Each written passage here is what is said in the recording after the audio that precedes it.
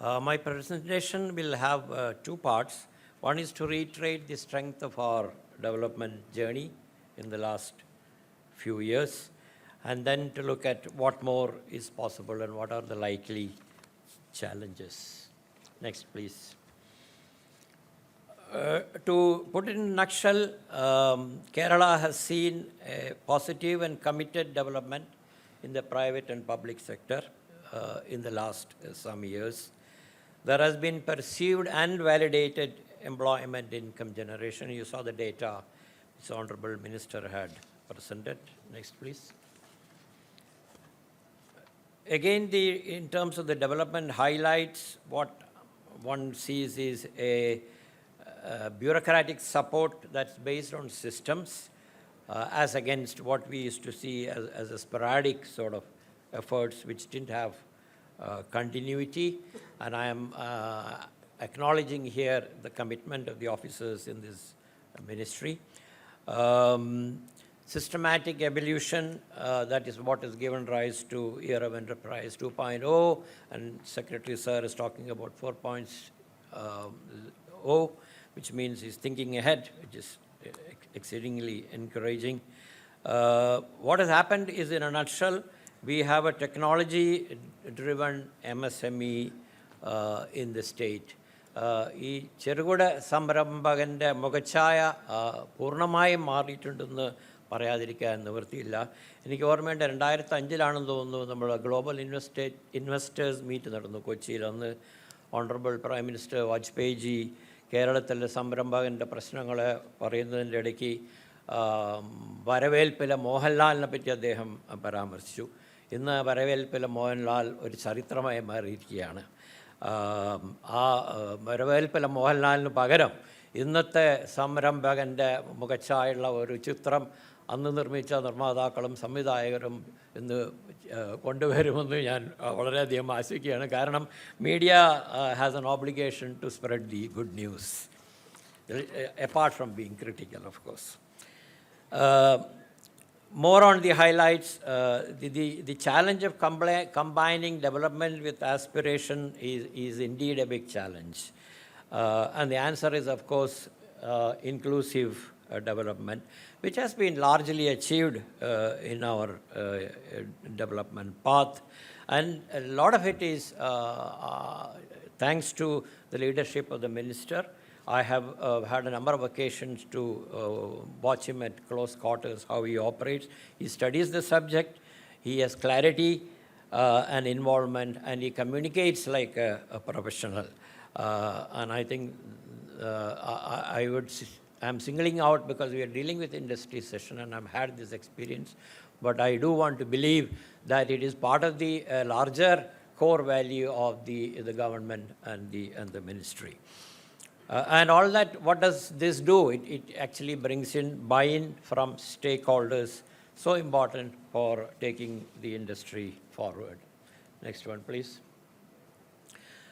There has been a lot of support for value addition, especially in agro-based and food processing industries.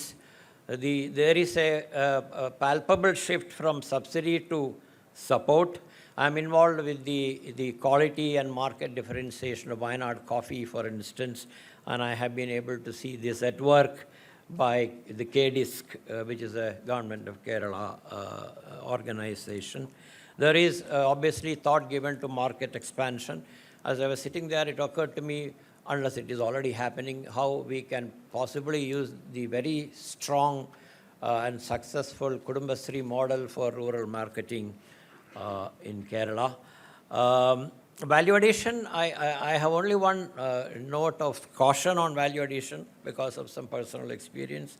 We must ensure that value addition benefits the primary producers, because what is the core business strength of the value adder? The lowest raw material cost, which is completely against the interest of the primary producer. So we must be careful in our enthusiasm to support value addition. We must ensure that the value added proportionately goes back to the primary producer, or better still, if the value adder can itself be the primary producer himself can be the value adder rather than a different person. And of course also create very strong transfer pricing norms. And I have seen models of cost validated transfer pricing, because one of the problems of agri business is that invariably the cost of production does not get covered, and that's the bane of the farmers in the price that they get. So I'm sure there will be sufficient thought given to that. Industry, the speakers mentioned here, there is a question. We are a landlocked state. We have a limited land availability. I have a proposal, a potential solution to this. We have large areas under plantation, which is an industry which is not doing well.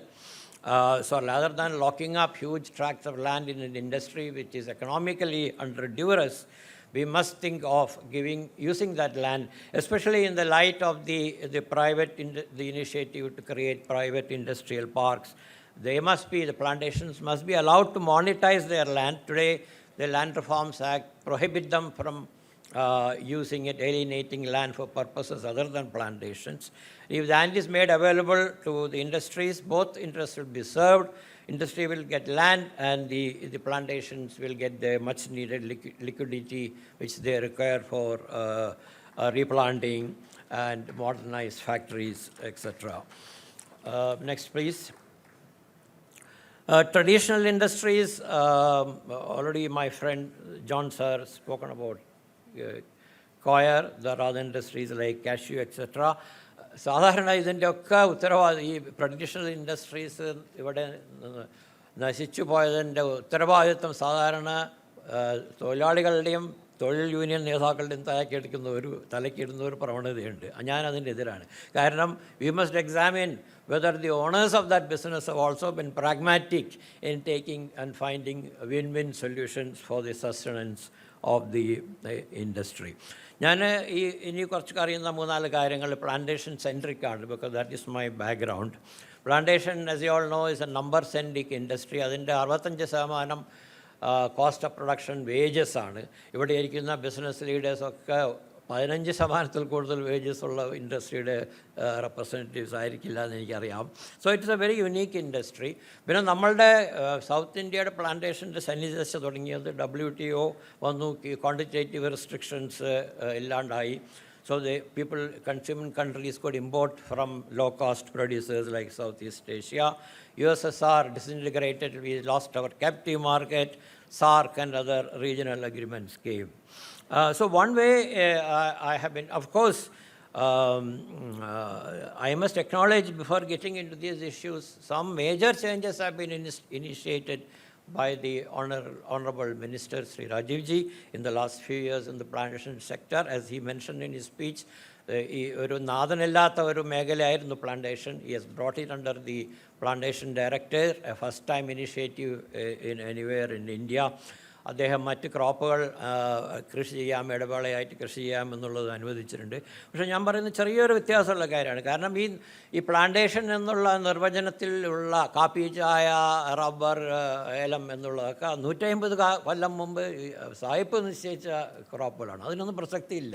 കാരണം ഇന്ന് എന്താണ് ഈ പ്ലാന്റേഷൻ്റെ strength? അതിൻ്റെ organised management, agriculture technologies evolving by leap and bounds. അപ്പോൾ ഇതൊക്കെ leverage ചെയ്തുകൊണ്ട് ഏതൊരു ക്രോപ്പും കമേഴ്ഷ്യൽ സ്കെയിൽ പ്രൊഡ്യൂസ് ചെയ്യാൻ പറ്റുന്ന ഒരു സാഹചര്യം. നമ്മൾ പല ക്രോപ്പുകളും വെജിറ്റബിൾസും ഫ്രൂട്ട്സൊക്കെ നമ്മൾ അന്യസംസ്ഥാനത്തു നിന്നാണ് കൊണ്ടുവരുന്നത്. അപ്പോൾ അതൊക്കെ സോൾവ് ചെയ്യാനുള്ള ഒരു വേദി കൂടിയായി അതിനെ കണക്കാക്കി ഹൈടെക് ഫാമിനെ കുറിച്ച് പറഞ്ഞു. അത് കൂടി ഉൾക്കൊള്ളിച്ചുകൊണ്ട് ഒരു ക്രിട്ടിക്കൽ ഏരിയ അതിന് വേണമെന്നുള്ളതാണ്. കാരണം ഞാനിപ്പോൾ ഈ ഓണറബിൾ മിനിസ്റ്റർ അനുവദിച്ച കൺസെഷൻ ഇപ്പോൾ എല്ലാവരും ഉപയോഗിക്കാൻ തുടങ്ങിയിട്ടുണ്ട്. പല തേയിലത്തോട്ടത്തിൽ നിന്ന് അവക്കാഡോ കാണാം. പക്ഷേ അവർ പറയുന്നത് ഈ അവക്കാഡോൻ്റെ pH-ഉം തേയിലയുടെ pH-ഉം രണ്ടാണ്. തേയിലയ്ക്ക് 5 ആണെങ്കിൽ മറ്റേതിന് 6.5 ആണ്. അപ്പോൾ അതിലൊരു അഗ്രികൾച്ചറലായിട്ടുള്ള ചില ബുദ്ധിമുട്ടുകൾ ഉണ്ട്. അതേസമയത്ത് ഈ പുതിയ ക്രോപ്പ് അനുവദിക്കുന്ന സ്ഥലത്ത് നമുക്ക് വ്യക്തമായ ബയോഡൈവേഴ്സിറ്റി ഗൈഡ് ലൈൻസ് ഉണ്ടാവണം. അതായത് ഇത്ര ഡിഗ്രി സ്ലോപ്പിൻ്റെ മുകളിൽ അഗ്രോ ഫോറസ്ട്രി ചെയ്യണം, വാട്ടർ ബോഡീസിൻ്റെ അരികത്ത് അതിന് അനുസൃതമായിട്ടുള്ള വെജിറ്റേഷൻ ചെയ്യണം. എന്തിനും നമുക്ക് ഈ ഗാഡ്ഗിലും സുബ്രഹ്മണ്യ സ്വാമിയും കസ്തൂരി രംഗനൊക്കെ നമ്മളെ പഠിപ്പിക്കുന്നു. നമുക്ക് നമ്മളുടേതായിട്ടുള്ള വെസ്റ്റേൺ ഗാർഡ്സിൽ കൃഷി ചെയ്യാനുള്ള ഒരു ബയോഡൈവേഴ്സിറ്റി ടെംപ്ലേറ്റ് നമുക്ക് പ്രോആക്റ്റീവായിട്ട് എന്തുകൊണ്ട് ചെയ്തുകൂടാ എന്നുള്ളതാണ് എൻ്റെ ഒരു ആവശ്യം. അത് എൻ്റെ തടെ ഇതൊക്കെ ഒരു മോണോകൾച്ചറാണ്. ഞാൻ പല വേദികളിൽ നിന്നിട്ട് മോണോകൾച്ചർ അല്ല എന്ന് ഞാൻ ഡിഫെൻഡ് ചെയ്തിട്ടുണ്ട്. പക്ഷേ ഇപ്പോൾ നോക്കുമ്പോൾ അതൊരു മോണോകൾച്ചറാണ്. അത് റീജനറേറ്റീവ് അഗ്രികൾച്ചറിന് സഹായിക്കുന്ന ഒരു ഇതല്ല. അപ്പോൾ അത് ചെയ്യാൻ കൂടിയിട്ടുള്ള ഒരു അവസരമായിട്ട് നമ്മൾ ഇതിനെ കണക്കാക്കണം. Integrated nutrition and pest management and carbon neutrality, all that is possible in those areas, which can lead to use of nano and molecular technology, which the budget has given this thing. പിന്നെ അവസാനമായിട്ട് പറയാനുള്ളത് ഈ അടഞ്ഞു കിടക്കുന്ന തോട്ടങ്ങളാണ്. 16 തോട്ടങ്ങളാണ് കേരളത്തിൽ അടഞ്ഞു കിടക്കുന്നത്. It is symptomatic of the fragility of the industry. ഇത് ഒരു long spending അജണ്ടയാണ്.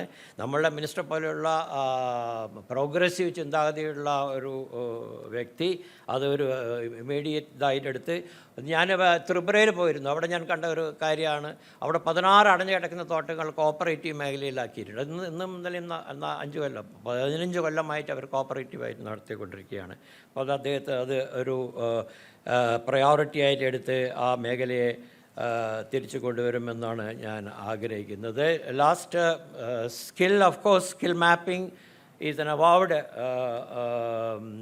policy of the government of Kerala, and the career guidance and entrepreneur. Recently I was in a faculty at the Tamil Nadu government's program on this. What they are doing there is they are using traditional industry, new generation to go back to that industry, either to revive their own industry or as potential employees. For instance, tea and jewelry, etc. So I thought it was a good best practice to emulate. അവസാനമായിട്ട്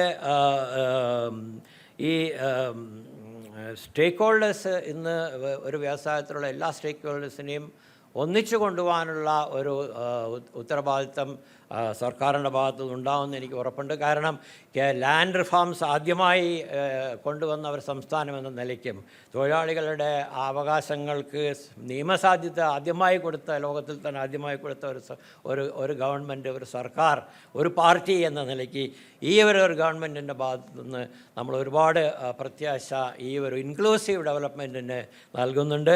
ഇത്രയധികം നല്ല quality ലീഡർഷിപ്പുള്ള industry മിനിസ്ട്രിയുടെ ഭാഗത്തുനിന്ന് അതിനുള്ള കാൽവയ്പ്പുകൾ ഉണ്ടാകും. ആ ഒരു പശ്ചാത്തലത്തിൽ നമ്മളുടെ ഇൻഡസ്ട്രിയുടെ ബാക്ക്ഗ്രൗണ്ട് വളരെ ബ്രൈറ്റാണ്, പ്രത്യാശയ്ക്ക് വക നൽകുന്നതാണ് എന്ന് പറഞ്ഞുകൊണ്ട് എനിക്ക് ഈ അവസരം തന്നതിൽ ഞാൻ നന്ദി പറഞ്ഞു കൊള്ളട്ടെ. Thank you.